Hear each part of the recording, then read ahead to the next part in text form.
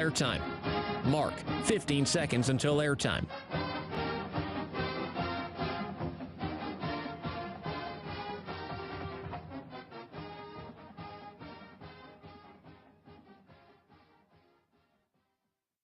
Oregon is going to the Final Four. The following is a Learfield presentation of the Oregon Sports Network. And Oregon is going to play in the national championship game. This is Duck Insider. We need to get community. We need this thing to be bigger than just our little circle of players and coaches. Are you kidding me? Touchdown, Oregon. With 2 seconds on the clock. He hits it! That's the bigger picture in this thing, allowing the community to celebrate the hard work, blue-collar mentality this group brings to the table. And the Ducks have won it. The Ducks have won. We get to struggle together, and we get to have joy together. The Ducks are Pac-12 champions. I am so proud right now to be the head coach at Oregon. Catch made. Touchdown, Oregon. This is Duck Insider on the Oregon Sports Network from Learfield, presented by OnPoint Community Credit Union. People are the point. Now let's go live to the Country Financial Studio to talk Oregon Duck Athletics. Oregon football scrimmaging over the weekend. We're going to hear from Dan Lanning, Oregon football head coach. Also back at practice today. The Ducks practicing now in the morning, so we'll have some interviews for you throughout the week with offensive coordinator Will Stein and defensive coordinator Tosh Lupoy, among others. Also today, it's going to be an offensive line focus with a guy that you're going to love hearing from in Alik Terry, the offensive line coach for the Ducks. A few other player interviews coming your way, and we'll hear from Matt Ulmer following a 4-set win where the Ducks won 4 sets against Portland State in their exhibition. Hey, shout out to all the fans that donated to the Maui wildfire relief effort as part of the Portland State exhibition. Awesome job. I know the team really appreciates it. And the team, when they go to Hawaii, they're going to be your couriers. They're the ones that are taking all this stuff with them to help those that have been impacted. Such a cool thing. Using that sports platform. Really awesome. Some of your Facebook and YouTube comments and questions today. And Oregon women's soccer head coach Graeme Abel will be with us as the Ducks have begun their season. They lost to Baylor last week. We're going to talk with Coach Abel before they travel and take on a top 10 team in Arkansas. Might be the SEC champ this year. That's how good they are. Big opportunity for Oregon women's soccer. What else? Oh, we're also going to have some fun at Scott Phillips' expense at the end of the show. It's going to be great. And I purposefully, this is great. So I need to paint a picture for everybody right now. Our 2 interns who are here, Gabe and Zoe, they were working volleyball. Scott was there with his family. And I did not purposefully bring it up until we were on the air because I knew that if I said, hey, Scott, you should put this in the system, he'd probably just, he wouldn't put it in. But now we're live on the show. And Gabe, our kind intern that captured this footage, will get it into the show system live on the show. And Scott just did an excellent, excellent job being a fan at the volleyball game. And Scott, I knew that if I brought this up to you at like 10 a.m. this morning, it would not end up in the show system, and you'd be like, oh, sorry, we have a glitch. But yeah, now I don't see it. I don't see it, Joey. Now everyone's aware. I don't see it. It's coming your way at the end of the show. This is going to be a good time. All right, let's hear a little bit from Coach Lanning, Duck football head coach. After practice, this was right off the field, talking about the scrimmage inside Autzen Stadium. Here's the Duck head coach on Saturday. All right, a lot of good work out there today. Really physical, a lot to clean up. Defense really had a better hand probably for most of the day today. We're playing a real physical brand of ball. We weren't able to connect on a couple plays down the field. Had a couple costly takeaways. But then there were some moments. Offense had some success in 2 minutes there at the very end of the series. Had some success in the red area. So some good back and forth towards the end. Overall, I think we'll be able to watch this and get a good idea where we're sitting at as a team. Was that reflective of camp defense being ahead of the offense? Or no, I wouldn't say that. There's been a lot of back and forth. Yeah, there's been a lot of back and forth. I know last scrimmage, I think I maybe said something similar. There has. It's been back and forth, but today they came out and played a little bit better. I thought last week offense came out and drove the ball, really early in the scrimmage, and then defense kind of recovered in the second half. Today it was a little bit the other way. Are there a few factors that you think kind of were really key for the defense being better early in the day than they were last Saturday? They played better. I mean, I think that's the main factor. In what ways? Like, can you get into specifics of? Well, when the offense doesn't get a first down, the defense stops them. There you go. Like, you guys are really digging in on this. Like, they played better at the beginning of the scrimmage. Is that something you challenge them to see them start? I mean, I challenge every one of our players to play better. You noted 4 turnovers last week. You said there were a couple today. How many were there today? I'm not telling you. Right. There were some turnovers. What do you think of live tackling? You said that was It was better. The tackling today was better. Tackled better as a group. Again, I think that's part of learning. You're not in thud mode, right? So they came out here knowing that they had to get them to the ground for it to count.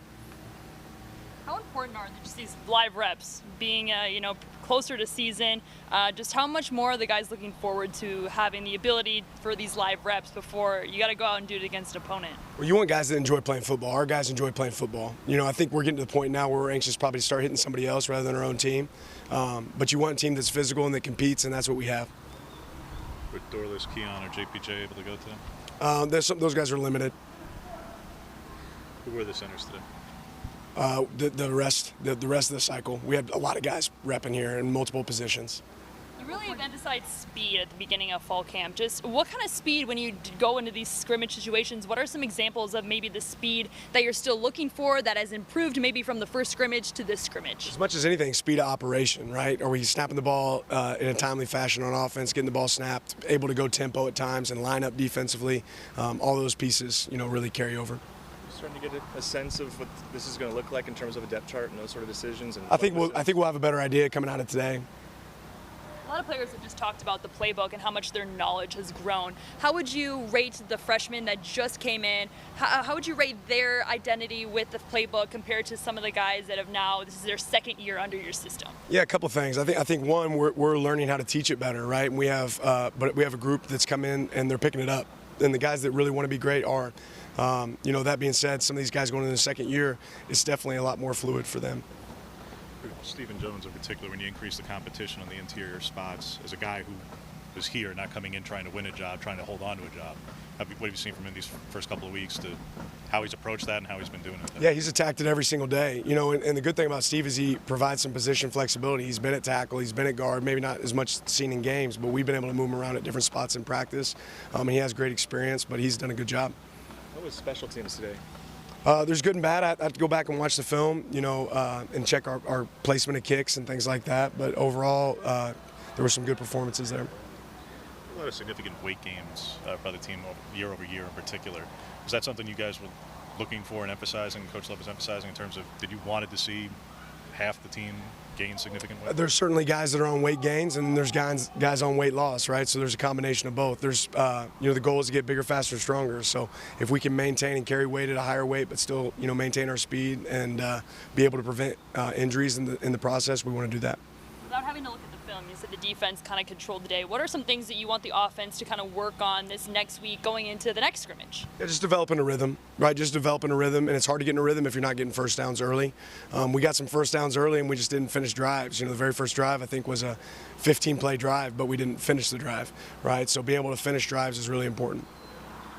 The last couple of days of the camp portion of preseason, Dan, anything left to install? Is this going to be a lot of majority of your offense, defense, special teams stuff is in. Now you'll have wrinkles here and there, but for the most part, we have our stuff in. What are you still looking for out of your cornerbacks to kind of determine who are going to be the guys there? You got to go back and watch the film from today, but the traits haven't changed. You're looking for guys that can play the ball in the air, right? You're looking for guys that can execute the defense, what's called, and then guys that can get people on the ground. I guess aside from the obvious of it being earlier in the day, how does your day change now you're going to mornings for practices? Just that. It's in the morning. We'll do our walkthroughs in the afternoon, but it puts us a little bit more in our routine with what we do during the season. And that's what the Ducks have transitioned to now this week. That's head coach Dan Lanning talking with the media after practice on Saturday. Second scrimmage for the Ducks of the fall. Now they are starting that end of fall camp practice type this week in the morning.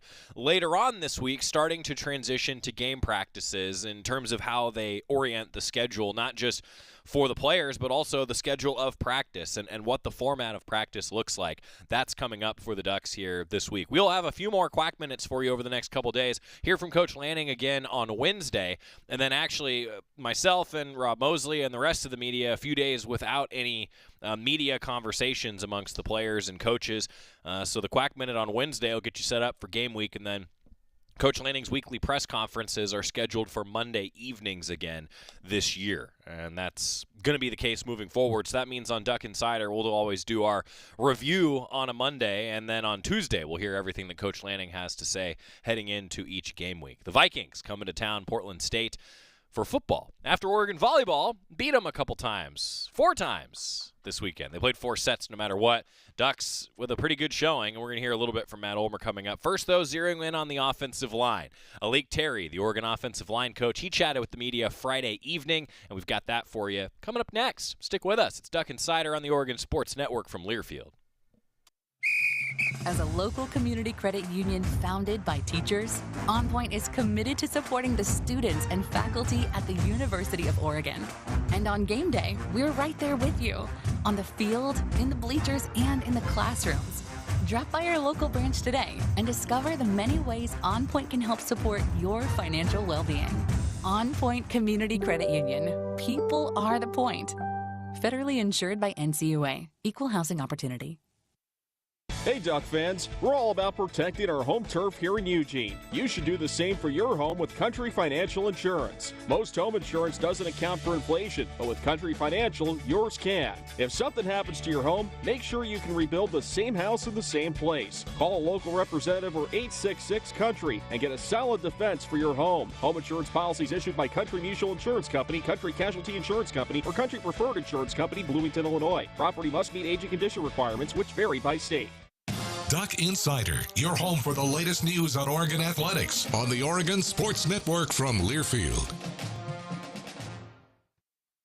The impact of a meal goes well beyond feeding our bodies, because feeling full can sound like this. How did the interview go? I did it! I got the job! I can't believe it! And like this. Mom, I got first place at the science fair with my volcano project. That's amazing, sweetie. Congratulations. Because when people are fed, futures are nourished, and everyone deserves to live a full life. Join the movement to end hunger at feedingamerica.org/act now. Brought to you by Feeding America and the Ad Council.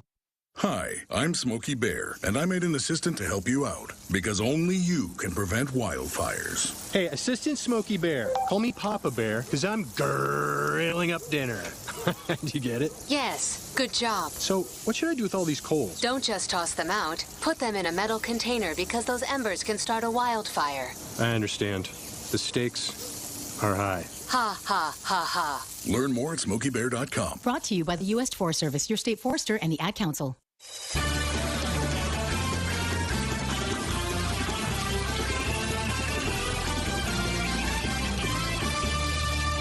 Welcome back to Duck Insider, presented by OnPoint Community Credit Union. Joey Mack in the Country Financial Studio. The entire Quack video team getting you today's Oregon football interviews up on the Go Ducks YouTube page. We'll have them throughout the course of the week here on the show, but I know that we're into that fast-moving period now for a lot of fans, and if you want to hear them right away, the Go Ducks YouTube always has you covered.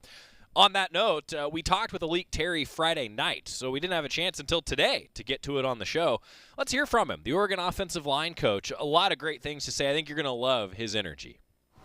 How we doing? Good, man. How's camp been going for you guys so far? Great camp so far. Great energy. The guys playing at an extremely high level. Got them playing a few different positions, so there's still some challenges going on as far as competition goes, but the energy's been great, the juice has been great.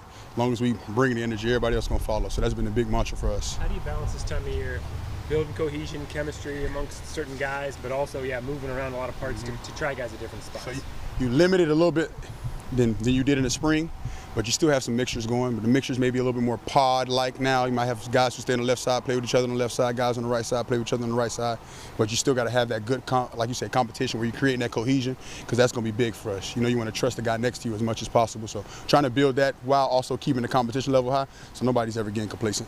Someone who was here when Ope first showed up, just how much of a transformation is this to see when he's down 80 pounds in a couple of years, and how much more ready is he to play this year for you compared to a 400-pound guy a couple of years ago? I mean, it's crazy. It's really like 100 pounds, because when he got here, he's almost like 420 plus. And he's lost all 100 pounds plus. He's been consistent at it. He hasn't complained about it. He's limited what he was eating. And to see him change his body, he's always been a high IQ guy. So he gets the football part. He can play almost 4 of the 5 positions. But to see him now being able to function at the way he's functioning, weight not being a hinder of him, I mean, he's going to be able to help us and benefit us extremely. I mean, and he's athletic. I mean, he was 430 and he moved well in. So imagine what he does with 100 pounds less on him. And to us, that's going to help benefit our team without a doubt. Because if any of the 4 spots were to go down, you know Ope can come in there and handle it. Where are you guys at with the center competition? Obviously, with Alex gone, that's a pretty big hole. I mean, right now we had a still good, solid competition. You got JPJ in there, you got Marcus in there, we getting Poncho in there, you got Charlie Pickard and Kanan Rossi. So we got 5 guys right now who are all doing a tremendous job. I think they're all competing at a tremendous level right now, but I think it's a good mixture between JPJ, Marcus, and Poncho, because the more experience we get at center, the better we're going to be. Because if at any point, if you can have more than one guy be able to think like how Alex Forsythe did and be able to get everybody on the same page, your team gets better at that point. So those guys continue to progress, continue to grow. What are kind of like the final nuances you need to see? I mean, 'cause it's kind of a complicated position that you need to see from those guys where they're game ready. From a center standpoint? Yeah. From a center standpoint, first off, snap consistency is making sure the snaps are going to be exactly where the quarterback needs it and there won't be a problem for him to take his eyes off his read because he knows where the ball's going to be. And then second, just confidence and communication. We're going to start playing in front of 50+ thousand.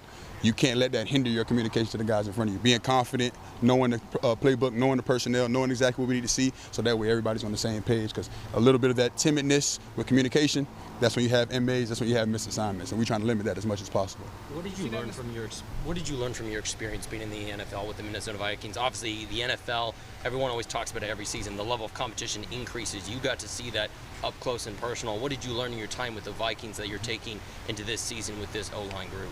It's funny you asked that because literally yesterday we were having that conversation in our meeting room, and you can start to see the difference in people at that next level. You just assume the elite players are elite just because they're elite. I mean, I know we've all probably seen quarterback. You got an in-depth look at Kirk Cousins and how he's the exact same person every single day trying to find ways to better himself. I just tell those guys like Justin Jefferson, you think he just runs elite routes? Every single day he's working his releases. It's repetitive. It never stops. So for all our guys, to get them to understand, once you get to this level, it's not high school anymore. Everybody in our room is good. You're going to separate yourself in the minute details that somebody else may be forgetting. If you're attacking it every single day, you're separating yourself every single day, not even realizing it. So more often than not, just being consistent and disciplined in whatever your process is. Once everybody's elite, you got to be elite in your process. And I think all our guys, we're trying to challenge them on that. Coach Love does a tremendous job in the weight room trying to make sure they do that. Coach Lanning obviously does a tremendous job, and our coach are trying to do that, but making sure they're aware of it because they're young teenagers, realistically. They're young adults. It's natural a weekend in camp, you're like, good Lord. But man, be consistent so that way you can separate yourself because everybody else in the country is saying, man, good Lord. So that's the challenge for us. Is there anyone that's taken to heart that message that you've been bringing to take it to the next level that's really felt the words coming from you that they feel like that they can do that this season? I mean, and it's probably going to sound corny, but like, literally, I feel like our whole room has done that. Like you can spot out guys, like I know JC's one of our hardest workers, but you can tell he doesn't play about the minute things. Every day he's getting his rehab. Poncho's a young guy. When he first got here, he maybe didn't rehab and prehab as much as he should. He's texting me, hey, coach, I just got out the cold tubs. We got guys like Marcus and Johnny. Like everybody in our room has a process to them. I just want them to continue to see them continue doing so day in and day out, especially when we get in week 8, especially when we get into hopefully the playoffs and things of that nature. We're going to take it one week at a time, but you end up having a better team later on in the year if you focus on that stuff now. When do you start figuring out who your best 5 are and what 5 positions those guys are at instead of, I know cross training is so important, but when does that kind of conversation start happening? Right now that timing is almost perfect. We got one more scrimmage and then you head up until almost a week before the game. You start pretty much rallying it down 10 days before the game because then you'll start getting a little bit more opponent based. Right now it's still competition. We competing against our guys. I still maybe want to see a young guy go up against Popo or Brandon Dorless just to see how that matchup is going to look. And then once you get about 10 days away, you start prepping and start utilizing the looks we're going to see and making sure the guy's comfortable when they see him. Are you a fan of pick 5 best and then find out where they fit, or do you pick by position? Yeah, it kind of happens like cohesively. Like you want to have your best 5, and you want to make sure it's at the position they're comfortable at that lets them play at their best. So you end up with your best 5, but your best 5 is probably going to end up where they're their best at in position-wise. Yes, sir. It's going to make those determinations at the guard spots when you have 4 experienced guys. I realize some are a little bit limited right now, but when you have 4 experienced guys who've all been starters, what's going to make the determination between a Nishad and Marcus on the left side, a Junior and Steven on the right side? Consistency. That's all it is right now. Consistency and violence. I'm going to be honest with you. The more violence you're going to be, if it's going to be close between people, who's displacing more? Who's causing more disruption in the A-gaps? Who's clarifying the pocket a little bit better for both? To me, that's when the competition starts to clarify itself, especially with a ton of guys who played a ton of football. Now, if we get in a situation, I told those guys, there hasn't been a Joe Moore Award winner where only 5 linemen have played. At some point in the season, you're going to call on somebody's number. You may have a rotation of 6 or 7 guys. And if we have to do that, that means we have quality players that can do so. I have no problem doing so. There was so much talk about the line last year and all the changes this year. Do you feel like your group feels that pressure of, trying to sort of compete with the team last year? I mean, I wouldn't call it pressure, but there's a standard. We say to ourselves, other people are going to put pressure on us, but we have a standard ourselves that we always want to keep at. So the pressure of it being a new year, all that, every single year in college is probably going to be a new piece to your line of some sort. So whoever's the next best, you do that in preparation. But as long as our standard's the same, we looking at it like realistically, we have a standard to upkeep. And then once we get it, let's raise that bad baby. So there's no pressure. The pressure's really on me, but I let them let me get all the pressure. Y'all go out there, have fun, and play ball, and let's just have fun doing so. Have Josh and Johnny kind of separated at tackle, or kind of what does that look like for you guys? Yeah, I mean, I wouldn't say separated, but they've just been really consistent. And that's the thing you want in your offensive line position. I think there are 2 guys that, if you can see from the spring to now, they've become extremely confident.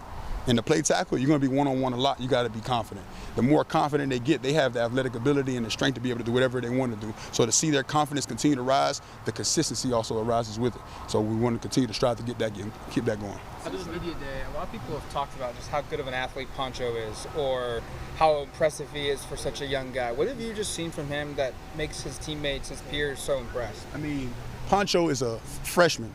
He's been here 6 months ago, but the man is he got some of the heaviest hands I've ever seen in my life, literally. Obviously, recruiting Ope the first time I was here, having that relationship with him, Poncho was a D tackle at first. He wanted nothing to do with O-line because Ope played O-line. And when I was at Hawaii, I was trying to recruit him at that point. I knew no chance in the world he was going to come there, but to be able to have him now and see the growth, to see how much commitment he's took into his body and changing his body, it's funny. Both him and his brother got to college and committed to changing their body, and they've done a tremendous job doing it because Poncho is athletic, powerful, quick feet, good balance. He's got everything you want for a powerful lineman, and to do so as a freshman and have the impact he's having, that's rare.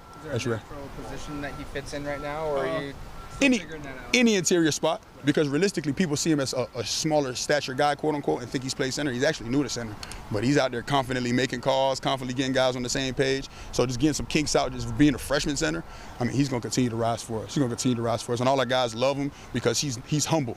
He's going to ask questions to anybody and everybody. Hey, how do you get better at this? How do I do this? How do I do that? And as long as he continues to do that, he's going to be the exact player we all think he's probably has the capability of being. How does George Silva fit in a tackle? George, have you seen him at left and right both? Yeah, so George is playing predominantly right tackle, but he's got to play both sides, right and left. But George is one of those guys, man, long, explosive, athletic, great energy, always in a good mood. We tell George, you need to get a little bit more mad. But when he's in the game, literally, when he starts playing, you can see that physicality and that hurt to him, and he has it, man. That's a long dude who's brand new to offensive line, really. Played offensive line for maybe a year and a half. And once again, another human, if you can see what he looked like in spring to what he looks like now, man, the future is bright for George Silva. But he has to be consistent. As long as he's consistent in this process and he continues to turn that switch on when he's on that field, and the future is bright for George Silva. Awesome stuff from Malik Terry. I feel that I've kept saying that phrase, it's good stuff, awesome stuff, after we do these interviews with all these consistent coaches. And it's so fun for me to listen to the position coaches break it all down because we're all used to hearing from Coach Lanning, right? But when you can get into the nitty-gritty with the position coaches, I think that's a lot of fun for all of us to hear. I think Malik Terry and his group, there's some new faces, but a lot of talent and some experience.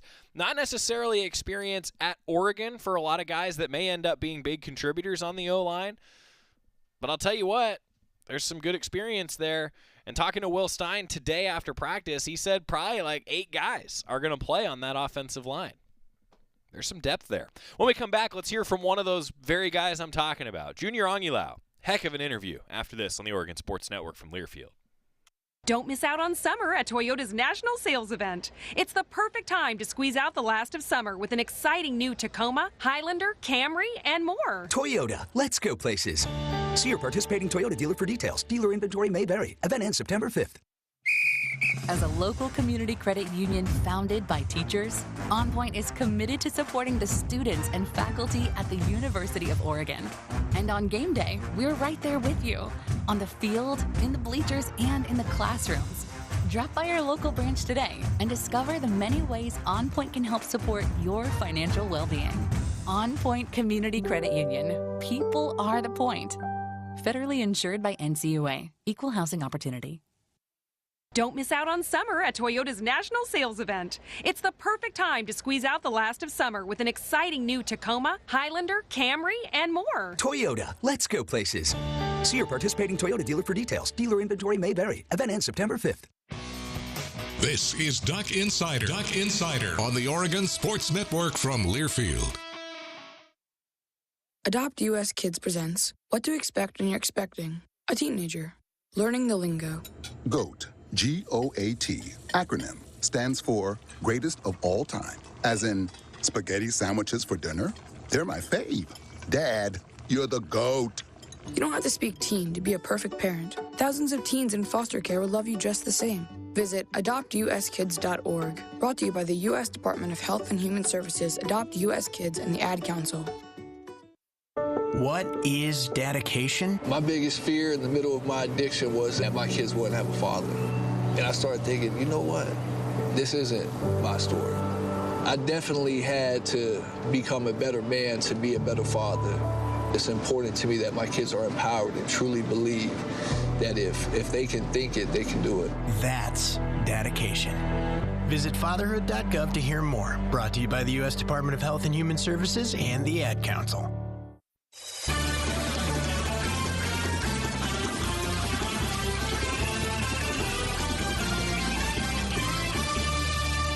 We're back on Duck Insider, presented by OnPoint Community Credit Union. Joey Mack in the Country Financial Studio. All of our coach interviews are always brought to you by the Willamette Valley Cancer Institute and Research Center. Fight like a duck with exceptional cancer care close to home.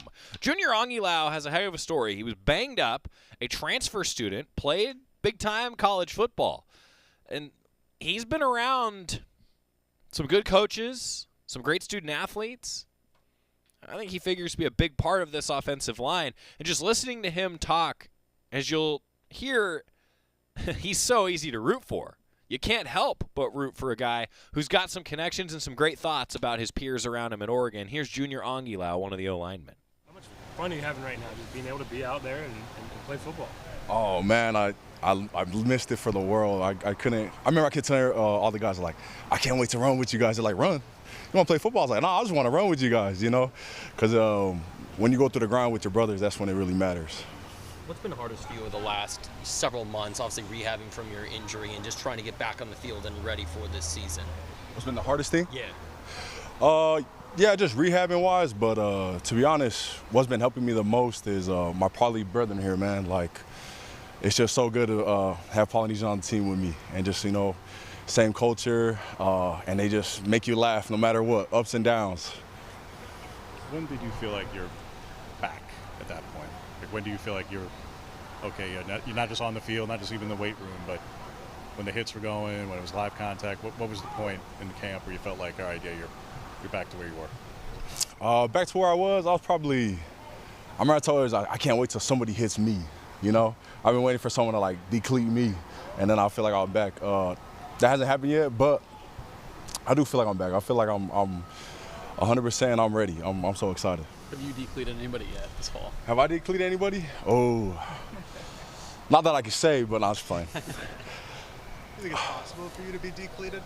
Is it possible? Yeah, oh yeah, man, for sure. Anybody can be decleated. You just got to hit them hard enough. Working mainly on the right side, Junior? Right side, yep. Yep, like the right side, a little bit left. It's all good.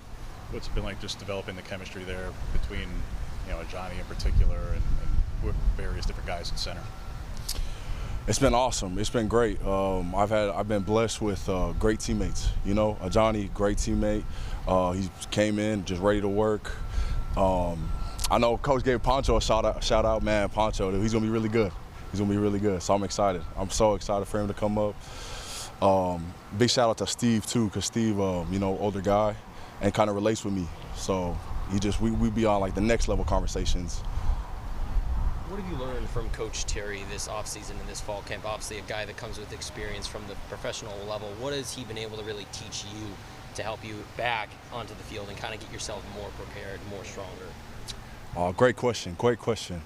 Coach Terry, let me say this about Coach Terry, man. He's like an old soul, but with new energy. And I think just that alone, just bringing the new energy every single day, and he's the same person every single day, just that alone just helps you so much, especially when you're going through the grind of fall camps and the days get hard. When you have someone that's just really constant and he's your leader in the room, it's just wonderful. Can you explain a particular moment that stands out to you where you really embodied that picture of what you have for him? Body that picture, let's see. I mentioned this last time, but every time we start the meeting, we always start with Joe Moore, National Championship, Pac-12 Championship. So right there, that's the 3 main goals for sure. But also we start with a prayer, and that just sets the tone for sure, because God's just raining blessings down on us. And then the last thing he does, he always has like a quote for us, quote or like a saying, and just to get us hyped up for the day. How much in you and Taki been able to lock horns so far the last Oh man, that's the guy right there, because we played high school together. So when we go against each other, it's so much more than just me versus him. It's like me versus him back in high school, and it's just awesome. I love going against him. I love it, man. I love it when he beats me, and I love when I beat him. So who's been winning? Who's been winning? It's been Todd. I'll give him a tie. What's the trash talk like between you guys? Trash talk? It's like grunts. It's just like kind of look at each other, you know, like side eye him. And it's just funny, man. It's just funny. And then we'll laugh at each other if he gets the best of me or I get the best of him. And it's just all fun competition, man. And I'm blessed to be able to play with him again. Great teammate. How much did that relationship influence your decision to come here? It did totally. So he hosted me when I got here. So if you guys didn't know, Taki's actually my cousin. So yeah, and he told me the straight up thing. He's like, hey, this is a great program, and I think you would really benefit us, and it will benefit you. Is there anybody else on that defense that you've kind of continuously had really good battles with the last few days? Oh, Popo, man, he's a good dude, man. That dude's solid. Popo's solid. And then the young cat, let's go with Ben. Ben's also from our high school. So Ben, yeah. He makes fun of me all the time. He's like, man, you're old, man. I was like, yeah, I know. We've heard a lot of good stuff about Ben this fall. What makes him, I guess, a tough matchup at this point in his career? I think just coming from like the same high school, you know, we wanted excellence there. But then also being in this program, man, we got Coach Love, and they got a great D-line coach. And it's just a battle every day. And I love going against him too. I love it, man. I just love it. Do you have a favorite part of this fall camp that you've really enjoyed so far, or a favorite memory that's just really stuck out to you that kind of reiterates why this was the right decision to come to Oregon? We do a lot of team building stuff, like very like connection oriented stuff. Like tonight we're going to the movies. Like that's awesome. And I didn't like see the value in that, but like I'm so close with everybody else, not only my position group, and it just makes the team a lot more closer connected. What movie are you guys gonna go see? I don't know. I hope it's Barbie. When you're not just individually working on something like pass protection specifically, but when it's an entire offensive line group that just hasn't worked together before, a lot of new guys, yourself included, Shad comes in, Johnny comes in. What goes into that, particularly as an interior position where when you're a big man trying to operate in a phone booth, with a lot of guys you haven't worked with before, you didn't have a chance to do it in the spring. So like, take me into like, what is the process of developing as a pass protector with other guys who you're also trying not to step on each other? Yeah. I think first off, the main benefit is with new guys come new strengths. You know, new strengths and but also new weaknesses, and you got to help them too. And just being with the new guys, it's kind of just like you got to just play by them. You know, play by them, get a feel for their set, get a feel for what they like to do. And then you got to also like have some savvy about you, like, okay, I'm going to jump set this guy. And you got to let me know before you go jump set him, you know.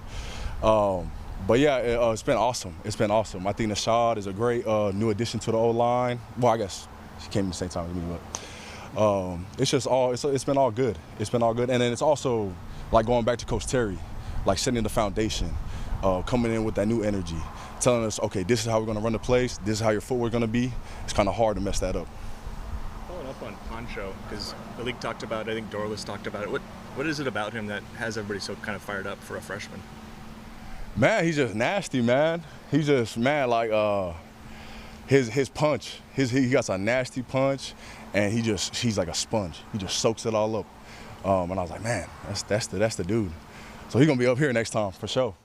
That's Junior Angila. A lot of great stuff on the offensive line. And how about what he said about Coach Terry? Like, that was cool to hear that description, you know? Like, he's an old soul, but he brings that youthful energy. I think if you're an offensive lineman, you appreciate that sort of energy being brought. When we come back, Graeme Abel's here. Head coach, Oregon women's soccer. They were the first to kick off the season. And they're on the road this week, too. Breaking it all down next on the Oregon Sports Network from Learfield. Don't miss out on summer at Toyota's national sales event. It's the perfect time to squeeze out the last of summer with an exciting new Tacoma, Highlander, Camry, and more. Toyota, let's go places. See your participating Toyota dealer for details. Dealer inventory may vary. Event ends September 5th. Hey Duck fans, we're all about protecting our home turf here in Eugene. You should do the same for your home with Country Financial Insurance. Most home insurance doesn't account for inflation, but with Country Financial, yours can. If something happens to your home, make sure you can rebuild the same house in the same place. Call a local representative or 866-COUNTRY and get a solid defense for your home. Home insurance policies issued by Country Mutual Insurance Company, Country Casualty Insurance Company, or Country Preferred Insurance Company, Bloomington, Illinois. Property must meet age and condition requirements, which vary by state. Don't miss out on summer at Toyota's national sales event. It's the perfect time to squeeze out the last of summer with an exciting new Tacoma, Highlander, Camry, and more. Toyota, let's go places. See your participating Toyota dealer for details. Dealer inventory may vary. Event ends September 5th. Your daily dose of Oregon athletics. This is Duck Insider from Learfield.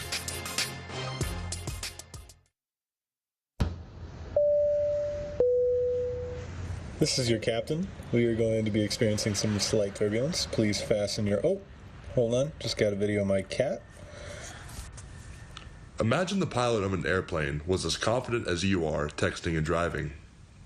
Seems kind of crazy when you put it like that. Visit StopTextStopWrecks.org. A message brought to you by the National Highway Traffic Safety Administration, Project Yellow Light, and the Ad Council. Into the building for the first time after the shooting. It was crippling, but it had to be preserved. In response to the Pulse nightclub shooting that affected the LGBTQ community, Barbara Poma, owner of Pulse, founded the One Pulse Foundation to honor Pulse victims and survivors. If you're an ally of this community, speak out. There are more of us together than apart. It is the power of love in its rawest form. Join the fight for LGBTQ acceptance. Learn how at lovehasnolabels.com. Brought to you by Love Has No Labels and the Ad Council.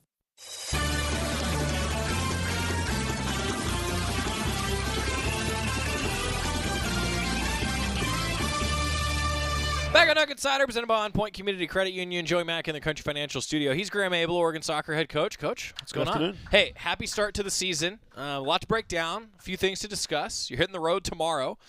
Give us a breakdown. What'd you see in your opener against Baylor? Some positives. So obviously, conceded the 2 goals. Didn't get the overall result that we wanted, but each time I watch the game, How many times did you watch the game? I'm on my 5th go around right now. Right. Is that normal? Well, we only have 1 game this weekend, right. So usually I get to about 3 times, and then You're 4, over it. 4, 5, 6 gets postseason. When I've got nothing to do around the holiday period, when I'm supposed to be in relaxation mode. No, so each time we watched it, it's we start to look at things. As a coach, and even probably for our student athletes, you leave a loss and you walk away and you're going, okay, it's the world's ending with regards to that. But as you start to pick through it, going, okay.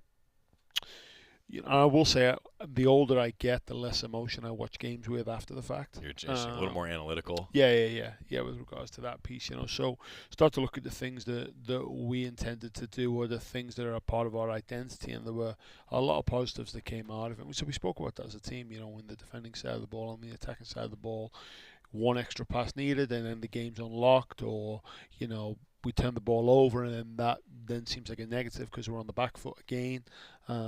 So we're close. You talk about details of a game. That's kind of what you're getting to. Yep. Like, do you find with teams that there's like a snap moment where those details? I know there's people talk about like the game slowing down, those sorts of things. Like, do you find that with teams where the details unlock things? Yeah. It's like I always describe it as like video games. You know what I mean? Like, you want to get to another level, but you've got to jump to that level to then get to that level to then get to that level. And so, yeah, without a doubt. And it opens up a whole nother box of things that you then get to delve into. Yeah, so the next world in Mario, right? Mm-hmm. Yeah, which my 9-year-old's a whiz at right now. Really? Yeah. I had got a Nintendo Switch for the holidays, and he was...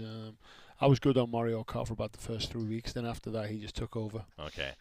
So my son just turned 1, and I think the proudest moment I will ever be is when he beats me at games, and I'm trying to beat him. Yeah. So that's happened to you. Well, I'll just get up and say I got to go to a meeting or something. Oh. Like lap 3, you're gone. Yeah, that makes sense. All right, so talk a little bit about some of the details of the game. I did want to ask you about your performance in goal. There's been a lot of discussion from your team, and your players have talked about this. I've talked about it, that the goalkeeping position in your program, there's just been a great environment there. We saw that with someone making a career high in saves in Matty Goldberg. Yeah, I mean, we'd obviously like to reduce the career high in saves stat, but it's like going into it was a really, really good battle. And I had a number of members of the media asking me prior going to the game who was the number one, and it was right up until the day before the game when we were going to give the kids the lineup in terms of where we were at with things. And I felt that since we've got here, we've had a really, really good environment, for our goalkeepers. And even when you go all the way back to the COVID season in 21 when Leah couldn't play and Charlotte Brisley came in and played against Oregon State. It was such a big game for us because we needed the win to go. First 500 season in 15 years or whatever it was, and Charlotte comes up in her first career starting as a shutout there, and then Maddie was exceptional the other night, and whichever the goalkeepers we would have thrown in there the other night, you would have seen that, but Maddie was the one that stepped up, and she was exceptional. I wanted to ask you, too, about some newcomers. That was something that stuck out to me is the depth of your team. We discussed that last week heading into it. Now that you've seen that depth on display, what is your breakdown as a staff? I think we have to start to settle down a little bit into a more of a consistent lineup with regards to things, but we know there's talent in our younger players, so we've got to play them early on. You know what I mean? We've got to give them that experience, and I feel as though we have 2 front lines that could go out there and play. 3 different players that can play in the 8. Then we've got 4 different 6s that can play into the number of players that plays an outside back. We've also got versatility in there as well. So I think that'll, hopefully that continues as we go on. And some starting lineup will likely settle down a little bit. You know what I mean? As we start to go on with things. But no, I like the competition, and I like that it gives us coaches options. It's interesting. I was thinking about this morning and getting ready to talk with you. That last year your starting lineup had so much variance, in large part due to injury. Yep. So you'd like your lineup to kind of settle in. It sounds like you don't want competition necessarily in that regard going throughout the season. I think what happened last season was because we took the knocks that we did in the different areas, we had to change the shape of how we did things a lot. So I don't think there was any kind of rhythm in terms of an understanding. And in terms of an understanding of the roles and responsibilities within those shapes. And so, again, I think I've said it before, if I had my time over again, I would just stick to a shape and then start to put, round pegs into square holes, where now we've got depth within X shape. Right. Then we can make tweaks within that. That gives, 1 through 3 in each of those positions in terms of the depth. They should all understand roles and responsibilities within that. That takes time, I would imagine, to have players understanding all of those different roles, right? Yep. I mean, how do you cultivate that as a coach? Like, you want to cross-train, but you want them to special. I don't know. How do you handle that as a coach? A lot of video. It used to be sit in person and do video. Now it's you can do it in person. Last night I sent one of our student athletes 5 clips, and I was able to put a comment on it. She sent me back a comment at 9:30. I sent her back a comment. She sent me back a comment this morning on it, and so we're able to do it that way, and to pose different questions. And so it's kind of a fun way to do it. We sit down with them in person, and we'll do video. We'll do things on the tactics board. We have kind of a 3D tactics board we can do things in on. We can do it on paper. There's many different ways. You just continue to educate and teach as much as you can. Talk about teaching. Talking with Graeme Abel, Oregon soccer head coach, heading out of across country to Arkansas and Missouri. We'll talk about that coming up in a moment. But talk about the youth of your roster. More than half of the 15-player freshman class played on Thursday, including 4 starters. You like what you saw from the youth, and is that going to continue this year? Absolutely. They were great. You know what I mean? They play without any real fear. I mean, you look at Cam Bourne, Lauren Kenny, the way they play Mia McSweeney. I thought Ryan Reynolds was great. Even Kristen Conti and Livy Moore. They're both coming back from injury, but they're technically freshmen as well. And I thought they were terrific. And I've missed players out there, but no, I thought they were all great. Now, you talk about, too, the depth. I want to come back to that for a moment. Like, you've got some players that came off the bench that highly touted recruits, in some cases due to injury, as we've discussed, but you've got that depth and experience, too. How valuable is it to have that experience as a sub in your sport? Huge. It's, whether you call them subs or, my former boss used to call them game changers, or whatever you refer to them as, people that can impact the game. And it's not only the depth for, it's in practice every single day as well, that we're able to get good lineups versus good lineups every single day in practice. And there's challenges in practice as well, and we can poke and prod as a staff as well to generate that competition as well. So there's a lot of factors that go into it. Okay, I have to ask you completely different question now. Okay, I'm nervous. Go on. So we saw a great video. Caitlin Pakulba's got a future as a reporter and an interviewer. I just want you to know this. Okay. And she was talking with Anna Phillips about the World Cup predictions. Unfortunately, did not go Anna Phillips' way. And I was just curious. I mean, were you in the Anna Phillips boat? Were you like, England's got this, gonna get it done? What were you thinking as the soccer savant that you are in the office? To be honest, I hadn't paid a ton of attention to the World Cup. I was watching outside of watching highlights and stuff like that. I did. You were a little busy getting ready. I was a little busy. I did think England, Spain have had some off-field pieces with the coaching staff and the federation, so they were missing some big. I mean, they were actually missing some really talented players. England had some injuries as well.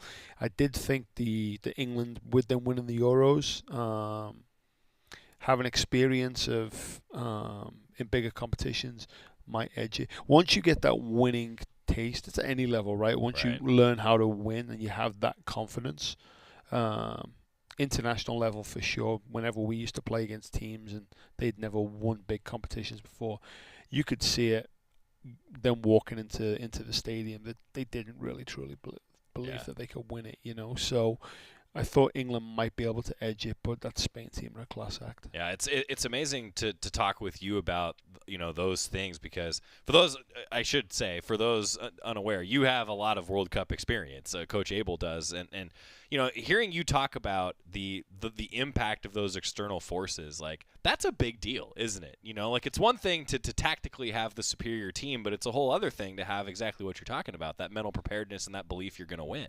Yeah, there's a gear you can go to that is just different, because there's a deeper kind of, feeling and understanding within you that you've got something inside of you that others don't, and when you need it, you go to it. And so I think we're going to see moving forward, perhaps with Europe, and you saw so many. I mean, Africa was phenomenal at the World Cup as a continent. You know what I mean? Jamaica, they were another emerging nation that came out of there. Some of the South American nations, Colombia did so well, and so it's going to change our game for sure. Yeah, Graeme Abel joining us, Oregon soccer head coach. All right, so now hitting the road. Coming up this week on Thursday, you can watch on SEC Network Plus in Fayetteville. That's a top 10 program in Arkansas that you guys are taking on. 4:30 Pacific time against Arkansas, then Missouri State on Sunday at 11 a.m. Pacific time. That one on ESPN Plus. You'll be able to tune in as you're making that long road trip. This is a good opportunity, it seems like, for your team. Yeah, it's a great opportunity. I mean, Arkansas is a tough team. I think they went to, I think Colby got to Arkansas right around the time when I was an associate head coach at Oklahoma, and so they known them for a long time in terms of the type of program that they are, and they've done an exceptional job there, and I think they kind of dominate that region now in terms of in that for recruits and all those different pieces. So that'll be a really tough game for us, and a tough game on Sunday as well. They were an NCAA tournament team last year. Kirk's done a really good job there, and so. Yeah, it's a really, really good road trip for us. So I've been hearing that the soccer offices are adjacent to the studio. I've been heading about something with this Titanic thing. Rachel's prepped you on. You're going to have to enlighten us on this front, Coach. Well, listen, whenever we head to these parts of the country or different parts of the country, we're always trying to find something to do along the way for the kids. And I've never been to Branson, Missouri, and so apparently there's a life-size replica of the Titanic there. No kidding. I really didn't know. Rachel did tell us. However, I'm not going to, there may have been a couple of individuals I've come across within our program when I've told them this. They're like, the Titanic's there? So, you gotta probably weren't following the news over the past few months. So. Right. Yeah. No kidding. So that's what it is. Okay. See, so Rachel came in, assistant coach Rachel Doyle came in, and I just said, so how's it going? Like, what should I ask Coach Abel about today? And she was like, he's been talking about this Titanic thing. You got to ask him about this. So there you go. Now I know. I didn't know that. But I've heard it's beautiful up there in the Ozarks and stuff. So so we'll take the drive through that part of the world. Good. What do you want to see coming up this weekend? We talked about how it is a tough road trip against good competition. Yep. What do you want to get better at? What do you want to see from your team this week? Let's continue to do the things that we do. Let's try to defend well. When we win the ball back, what can we do with it? Let's play out of pressure. I think, the way Arkansas play, they try to get a lot of pressure around the ball. They're big in the physical. So trying to get out of that pressure, connect out of it. Can we get into the final third, and can we get more services into the 18-yard box, keep the team's pen back into their part of the field. Shots on goal. We certainly did. We had opportunities to do more of that the other day, but we didn't. So we spoke about that as a team, trying to do those pieces. So, yeah, it's, we have a certain identity, and it's trying to evolve in that identity, but kind of push that identity on top of our opponents. Graeme Abel, Oregon soccer head coach. Safe travels. Appreciate it. Thank you. It's going to be too quiet in the hallway with y'all gone for the rest of the week. So, safe travels. That's okay. Yeah, it'll be all right. You'll be good. Jess is here now, so she'll. That's right. That's right. See, this is good. New Oregon lacrosse coach, a former student athlete. So we're gonna make that happen. You realize you just volunteered her to come on the show this week. I'll send her down. I just saw her walk down the hallway. So Graeme Abel, Oregon soccer head coach. The Ducks are in action on the road Thursday, 4:30 Pacific time against Arkansas. Sunday, 11 a.m. Pacific time against Missouri State. Both on SEC Network Plus, ESPN Plus. You can tune in for the Ducks on the road, and you'll be back next Monday. Thank you, sir. When we come back, Oregon volleyball over the weekend. Really cool, bigger than sports moment at Matthew Knight Arena. Matt Ulmer on that next on the Oregon Sports Network from Learfield. As a local community credit union founded by teachers, OnPoint is committed to supporting the students and faculty at the University of Oregon. And on game day, we're right there with you, on the field, in the bleachers, and in the classrooms. Drop by our local branch today and discover the many ways OnPoint can help support your financial well-being. OnPoint Community Credit Union. People are the point. Federally insured by NCUA. Equal housing opportunity.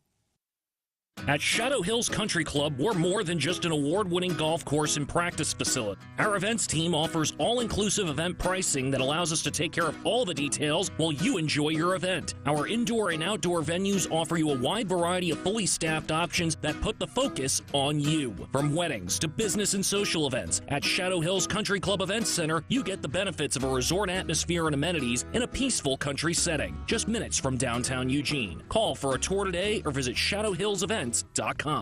Duck Insider continues after this timeout on the Oregon Sports Network from Learfield. Tom has been a teacher for over 40 years. One day, I think one of the students had asked the question and he didn't remember the answer. And I also noticed that he was letting his class out earlier than they were supposed to let out. I was really starting to worry. Levi and I talked about how it would change our lives, but he was there beside me. When something feels different, it could be Alzheimer's. Now is the time to talk. Visit alz.org/ourstories to learn more. A message from the Alzheimer's Association and the Ad Council.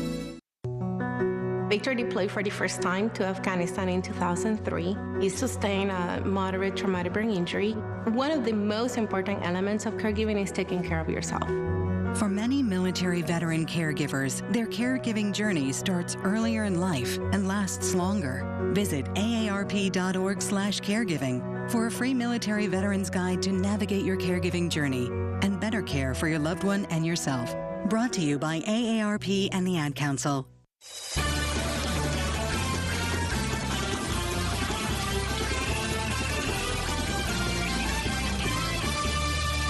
Welcome back to Duck Insider, presented by OnPoint Community Credit Union. Joey Mack in the Country Financial Studio. Your Cafe Yum 2-minute drill. Oregon volleyball won 4 sets against Portland State as part of their exhibition over the weekend. Ducks were impressive. I thought we saw some depth. I think Matt Ulmer was pretty happy with what he saw. Some comments from the head coach. Also, remember the Maui wildfire relief. Thanks to those fans that donated and came out to support. This was pretty cool, and I think it was a happy head coach post-game, Matt Ulmer. Your opening thoughts on today's exhibition, and we'll take some questions. Yeah, it was nice to start the season off officially, I think, right now. So thought the fans seemed excited, and I know it was just one side, but it was a good start. And some newbies, and I thought they did a great job out there with Noemi and Alex, and nice to see what they can contribute. But the group looks pretty good to me, and I know we're really excited for the trip to Hawaii and a really tough non-conference. In terms of lineups, rotations, just how close do you feel like you're at right now to where you think you'll be in a week or a month or whatever? Well, I don't know if I was hoping, but I was hoping to get more clarity after tonight, and I didn't. So, but it's because of positive depth. So that's great. You know, we've never had this much depth in every position, and we really do. And I hope that's what's going to make us better throughout the year, as everybody just keeps pushing everybody. So, I have no idea. With that depth comes the experience, right? I mean, you're bringing seniors with a lot of experience, you know, off the bench. How does that help you guys and the depth too, and the freshmen too coming in? Yeah, it's just really interesting because we kind of have like a pro team and then like a U18 team, all on the same team, only 4 in between that. You know, so my hope is that the younger group gets to learn from the older group, and they see the culture, the work ethic, everything that's going to take to be successful at a high level, and they want that, and they just copy. And so far, that's what's happening. And the older group is, you know, they've been fantastic leaders, and we have a lot of great leaders in the group, not just 1 or 2. It's a whole group of them. You know, so the goal is, you know, as it gets harder throughout the year, can we continue to go with that? Because, you know, we're going to have bumps in the road. But again, I really liked that the young kids who did get in tonight, they handled it really well, and I thought they performed well. And maybe whatever nervousness they had, the older kids made them feel comfortable, and you could see that pretty quickly. With the additions of Gabby and Kara, just what does their experience bring to what could be a starting lineup to kind of get your team back to where they finished and even higher next year or this season? Yeah, it's interesting because last year and this season so far, I just really, I feel like it's just a really easy group to talk to. You know, because they get it. Like, I'm not telling them anything new, the older group. Like, they've been there, they've done it at a really high level. And he liked what he saw. More of Matt Ulmer's comments tomorrow when we talk with him live on the show. Also, the full press conference now available on the Go Ducks YouTube page. I was really impressed with the depth. And, you know, he had talked to us about that a few times heading into the season. I think the depth of this volleyball team, though, is really, really good. Men's tennis, this is cool. Oregon's Quinn Vandercastile has been named a U.S. Open qualifying tournament participant. 128 men will compete for the final 16 entries in the U.S. Open singles draw this week in New York. He got the nod after a blazing hot run this summer, resulted in his first professional tournament win. Good luck to Quinn Vandercastile. Congratulations. We'll have more updates on that tomorrow. Also tomorrow, another Duck Insider. See you then. Don't you wish your life came with a warning app? Stop. That dog does not want to be petted. A heads up before something bad happens. You should not send that text. Uh-oh. Life doesn't always give you time to change the outcome, but prediabetes does. With early diagnosis and a few healthy changes, you can reverse prediabetes and prevent or delay type 2 diabetes.